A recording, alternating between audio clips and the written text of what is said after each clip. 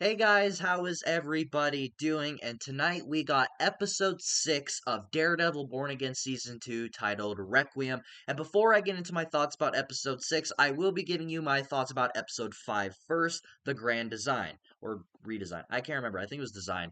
But sorry I did not post my review of episode 5 last week. I watched it and I originally wanted to sleep on it because I was like, okay, I liked it, but I want to really see how I feel about it the next day. And, some of my thoughts have changed a little bit. And then one thing led to another. I had to work. I got really busy. I was extremely exhausted and just had no time to do it. And now have some time to talk about two episodes this week, which homework, yay. I actually do have homework. I should probably do that after this. But hey, who cares about that? But what I'm going to do is what I'm going to do a couple weeks ago when Disney released two episodes of Daredevil. I'm going to be talking about both episodes in this video. So I'm going to give you my thoughts on episode 5, and then I'll jump into the newest episode of episode 6. A little bit of homework. And if you don't care about my thoughts about episode 5, too bad. You're going to get them. And if you don't want to hear them, then I don't know. Skip through. So episode 5 begins right where episode 4 left off with Vanessa possibly being killed by Bullseye. So we open up in a hospital and we see that Vanessa is being treated, and we see that you know the, all the chaos is happening, and we see basically the aftermath of that. Which, when that episode happened, I originally thought that's where Vanessa died. I thought like, oh, that's the end of her. But it seems like, oh no, she's in critical condition, and we're gonna put her through surgery and see if she survives. Which, how the fuck do you survive a piece of glass in your brain? I have no idea. But hey, whatever, I guess. Continuity in comic books. They're fiction and nothing real really happens.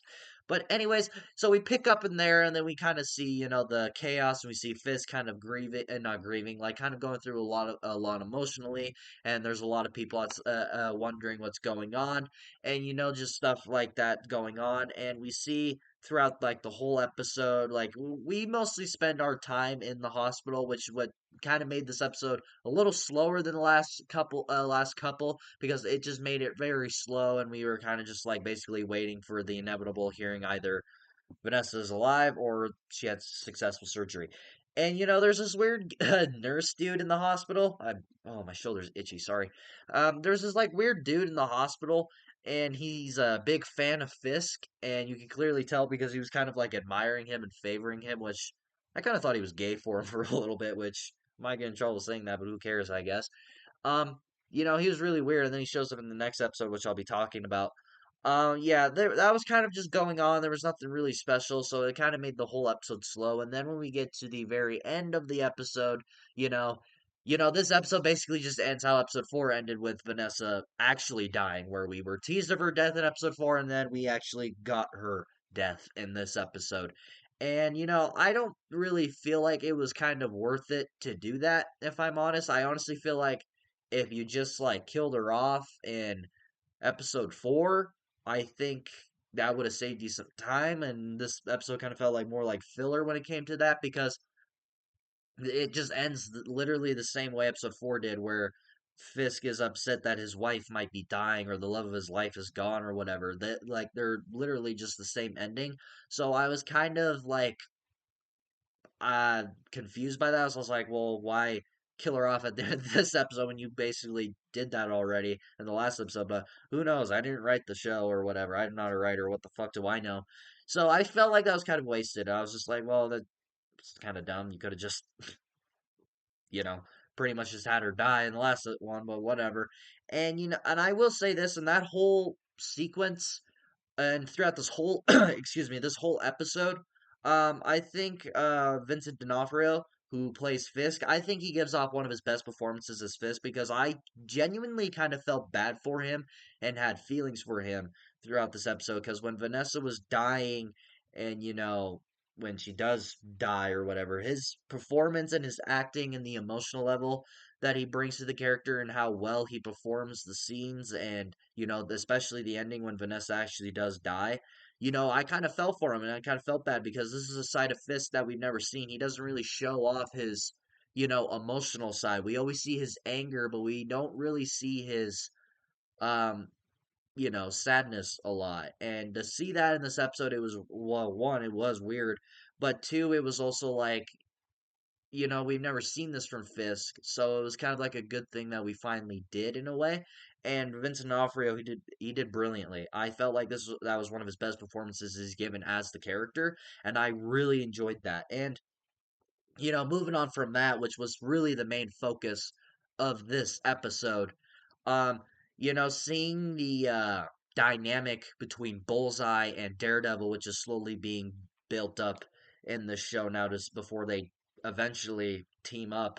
It's basically the aftermath of Daredevil stopping Bullseye from the whole boxing arena, and they're like walking down this hall, and they're just like talking, and obviously Matt's not over Foggy's death, which I don't think you're ever going to get over your best friend's death, especially when he's murdered the way he was.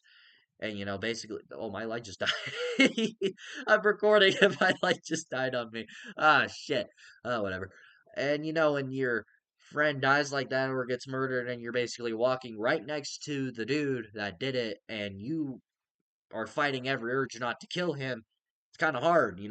And so their whole dynamic and their whole sequence was some of the best writing we've gotten from this series, and some of the best writing we've gotten in the MCU, I feel like, because their whole, the dynamic and their whole conversation, like when they're just walking down the hallway, and when Bullseye just says Foggy once, like, Matt just starts strangling him against the wall, and is like, you don't say his name.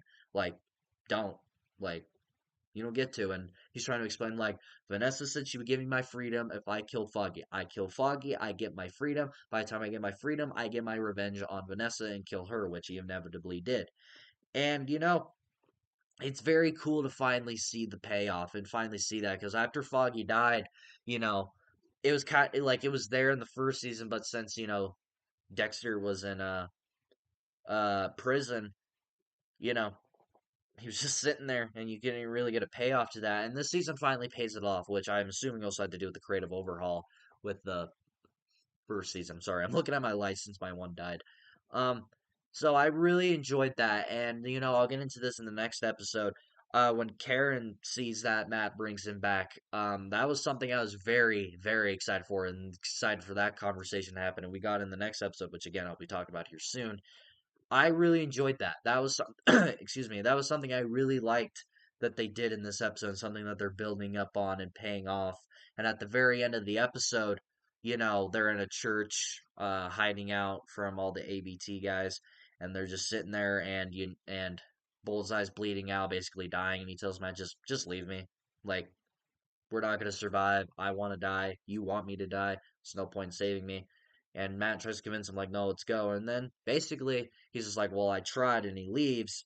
And he goes back in to save him because he realizes that's what Foggy would have wanted. And so he goes back and he offers him his hand, and then they leave. And that's how the episode ends, alongside with Vanessa dying. In which this is something someone pointed out on Twitter. I think I saw, like, right after I watched the episode, was Fisk lost the person that he was trying to save. Like, he lost the love of his life, and he tried everything he could to save her, while Matt saved the person he wanted to kill. And there's always like the parallel between Fisk and Matt, where basically whatever happens to Fisk ends up happening to Daredevil. Like in the first season, we saw, like, when we finally got to see the real Fisk and the real Daredevil again after they've been hiding it for so long. Like when Daredevil was fighting Muse and Kingpin was fighting this other dude, and they were both fighting at the same time, basically letting them know, like, I'm done hiding. I'm done hiding who I was. This is the real me, and this is who I'm gonna be now.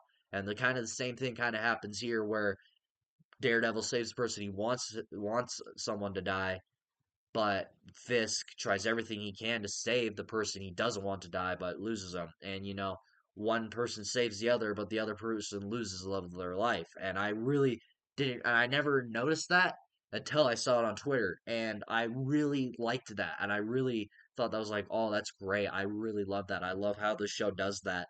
You know, moving on from that. One of the big things about this episode and what I absolutely loved that they did was that they brought back the Netflix vibes.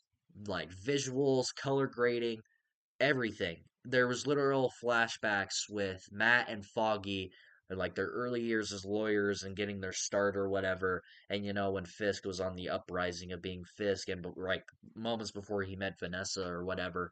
I loved that. That was such a huge surprise to me because I didn't expect that they would do that, obviously. But at the same time, it was such a awesome moment to where I was like, "Holy fuck!" Like I can't believe you guys did that because I felt like it literally felt like Netflix vibes again. Like was watching it and I felt like I literally was so focused in what was going on, I forgot that we were watching a Disney Plus show and I felt like I was watching the Netflix series all over again. Like these were like scenes that you didn't get to see um as, in the Netflix show. It felt like deleted scenes. It was that good. And we also got to see the return of King of Fisk's right hand man, like his original one. I think his name was Wessler, right? I think it was Wessler, something like that. We got to see the return of him, and his original actor came back and everything, and I loved that. I thought that was really cool, and I was like, "Holy shit, that's cool!" And then we see that Wessler actually knew the new right hand man of Fisk in this show, which I forget his name, but I'm starting to like him a lot more in this season. I like him a lot more than season one because in season one I just hated him. I'm not gonna lie, I thought he was terrible, but in this season I'm really starting to like him. And that was a really cool parallel. I thought that was really cool. It's like, oh, so he's really been with Fisk this whole time. And he wasn't just someone that came out of nowhere. So, yeah, there was a lot in this episode that I really enjoyed. And, I wanted to sleep on it because I didn't really know how I felt about it at first.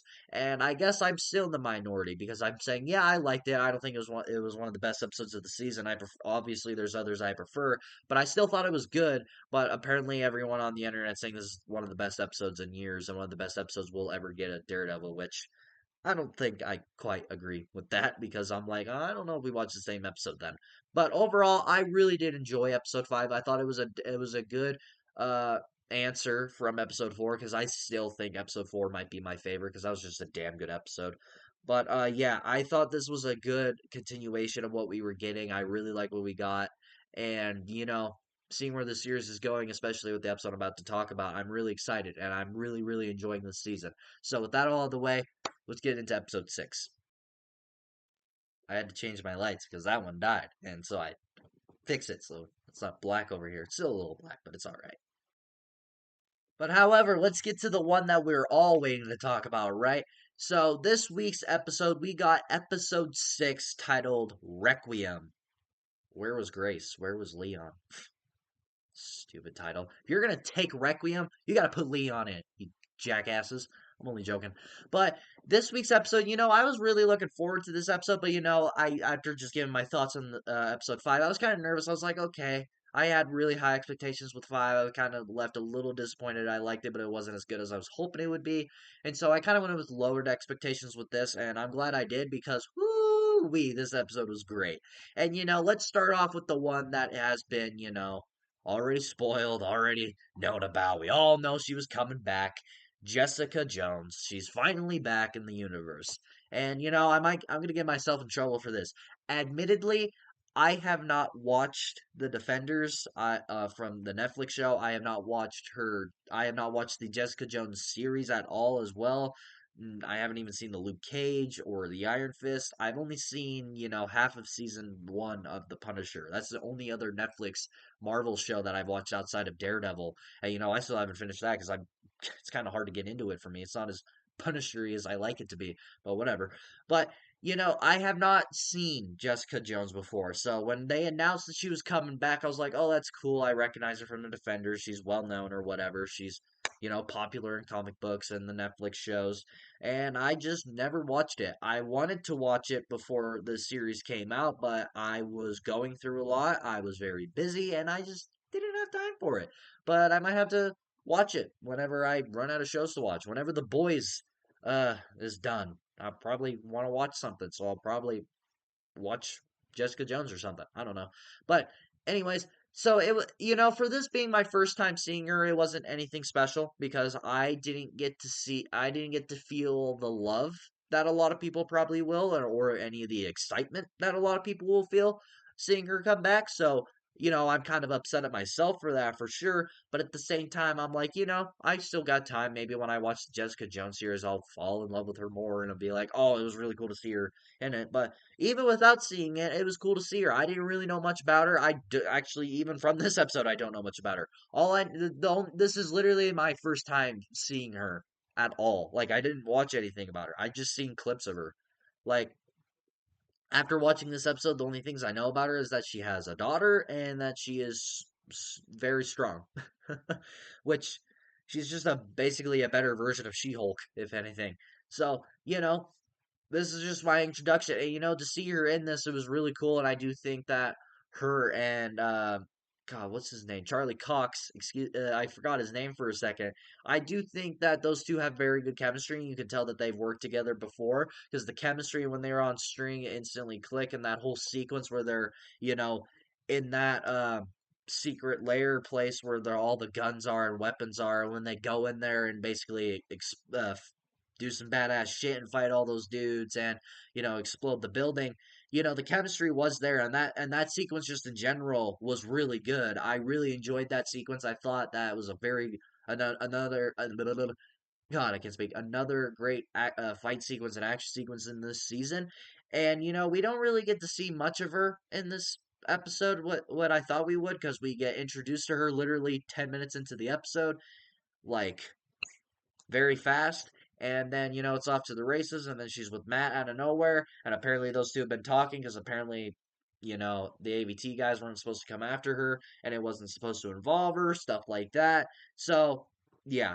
And we don't get to see much of her in this episode, which I'm not complaining because I know we're just going to see more of her in the next week's episode, and the other episodes. So I wasn't really entirely bummed on that because again, I don't really know her that much, but whatever. So it was just cool to see her. She's an interesting character. I do want to learn more about her as time goes on, but see what time has for me, I guess. And this is something that I kind of forgot that was going on in this season until it got brought back up in this episode.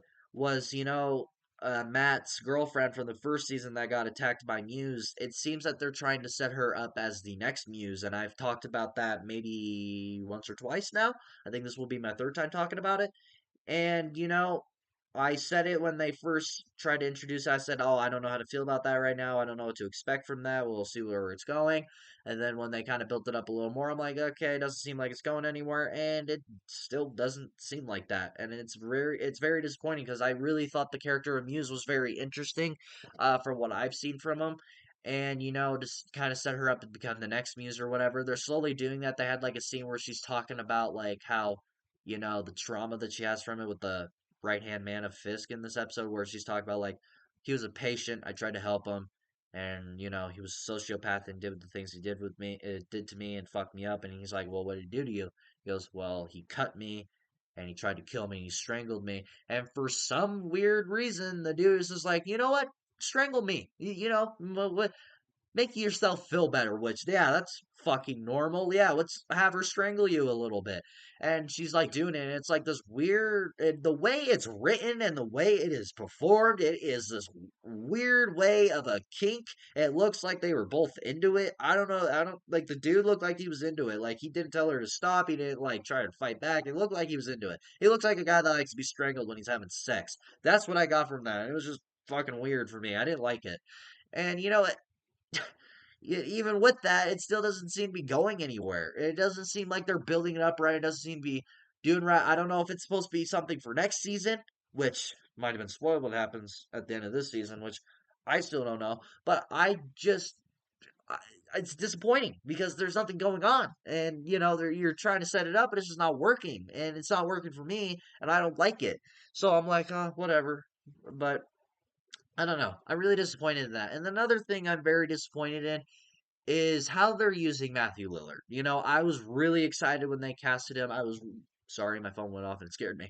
I was really excited when they casted him. I was really excited when they said he was going to be in this season. I was really excited for that. I really enjoyed what he was doing when he was on screen. Excuse me. But he kind of just disappeared for a little bit. Last time we saw him was what, in episode 4? And it's been now 2 episodes since we've seen him. This is the first time we've seen him since episode 4. And basically now he wants to betray Fisk because Fisk basically doesn't like him, like him, stole all of his weapons, stole all of his, you know, special forces shit and gave it to his army that he's got going on with all of his government guys. And Matthew Lillard's character Charles, he doesn't like that very much, so he goes to the governor of New York. It's just, and apparently they've known each other and they don't like each other very much. He goes, "Well, I can tell you who has the guns and I can tell you who's doing all of it."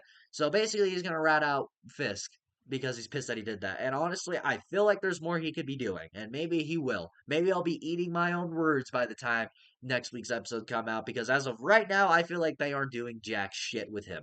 And that kind of disappoints me because you got Matthew Lillard and he's doing a very good job of this annoying weasel like character that I'm really enjoying, but it just doesn't seem to be going anywhere. And it doesn't seem like they're doing anything, and that really bums me out. Until something really interesting comes happening, I'm kind of disappointed. And it's obvious that he was going to betray Fisk. I feel like anyone could have seen that coming the second they were in the same room together. But whatever. But yeah, that's been really disappointing for me lately. But another thing, continuing from what I talked about in episode 5 with Bullseye and Daredevil and that whole connection, and when I talked about Karen, I really like what they're doing with Karen in this episode. I really like the sequence when they were talking, when Bullseye and her were talking, and she holds a gun up to his head, basically wanting to kill him. Like, she doesn't have any second thoughts. Like, she wants to do it.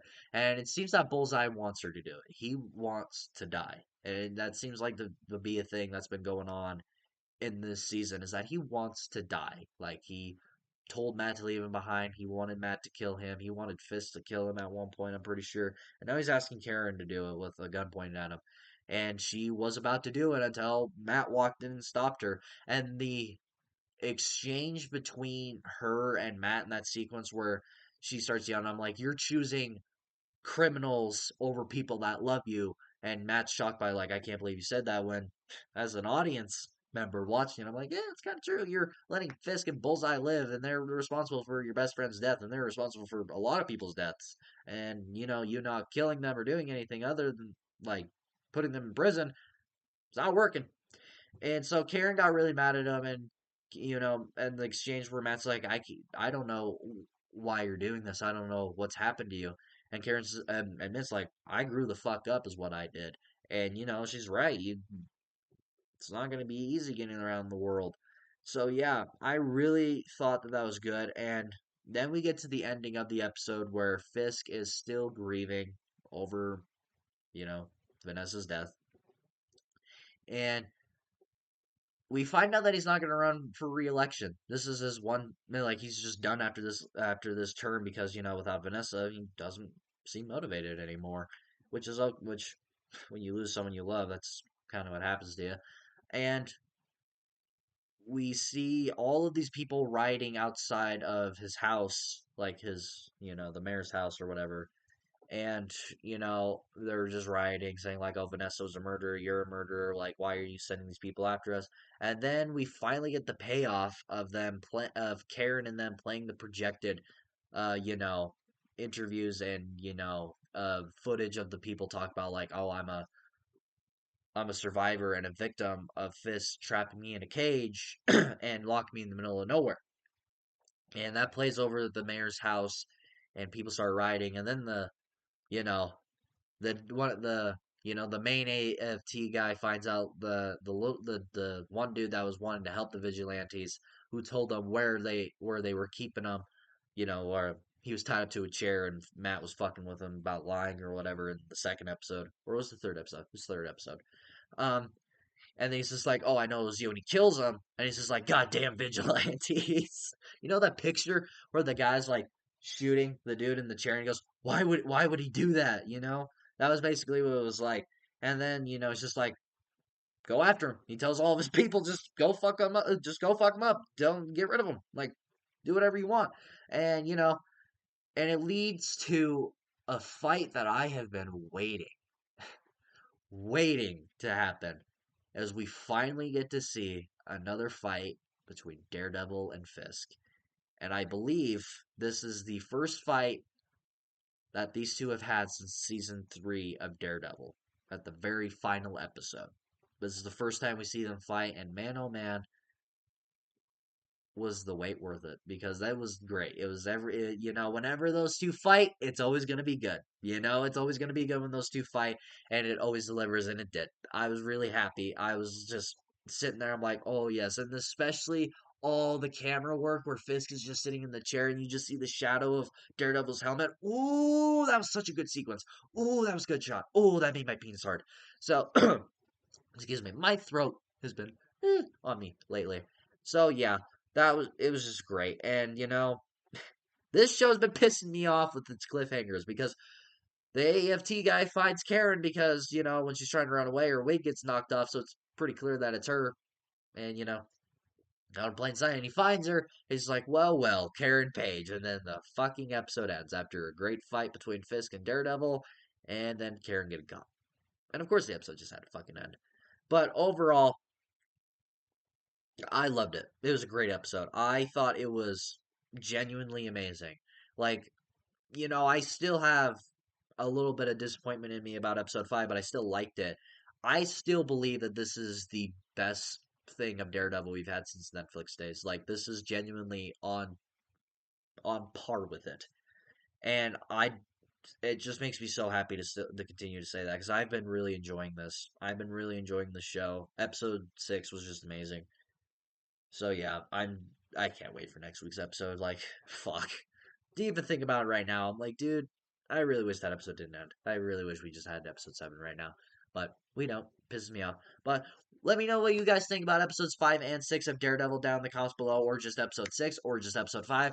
Whatever you choose. But thank you all so much for watching this video. And if you like this video, like it. If you like it, subscribe it. If you love to subscribe, hit the bell notification so you do get notified for all my latest videos. And of course, until my next video, I'll see you all next time. And make sure to subscribe so you can get my reviews of the last few episodes of Daredevil Born Again Season 2. But until that time comes, see you all next time.